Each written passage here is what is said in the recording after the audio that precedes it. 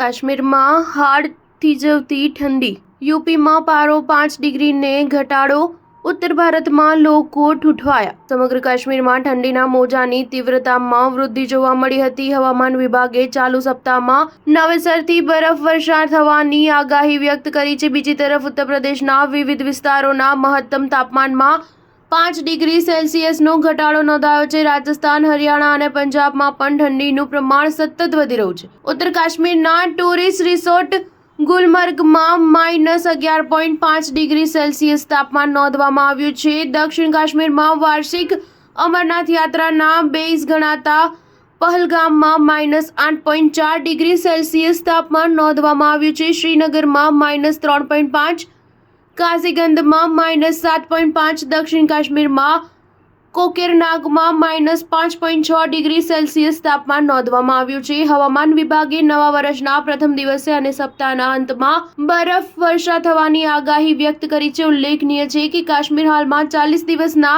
ચિલ્લાઇકલન સમયગાળામાંથી પસાર થઈ રહ્યું છે, જેની શરૂઆત 21 ડિસેમ્બરથી થઈ છે. હવામાન વિભાગના જણાવ્યા અનુસાર દિલ્હીમાં લઘુત્તમ તાપમાન 9.6 ડિગ્રી સેલ્સિયસ તાપમાન નોંધવામાં આવ્યું છે. ઉત્તર પ્રદેશના 50થી વધુ જિલ્લાઓના મહત્તમ તાપમાનમાં 5 ડિગ્રી સેલ્સિયસથી વધુનો ઘટાડો જોવા મળ્યો છે. હરિયાણાના નરનૌલમાં લઘુત્તમ તાપમાન 4.5 ડિગ્રી સેલ્સિયસ નોંધવામાં આવ્યું છે. પંજાબમાં ભટિંડા અને 5 ડિગ્રી સેલ્સિયસ સાથે સૌથી ઠંડુ સ્થળ રહ્યું હતું. સ્ટાર ન્યૂઝ 7 હંમેશા સચ્ચાઈની સાથે.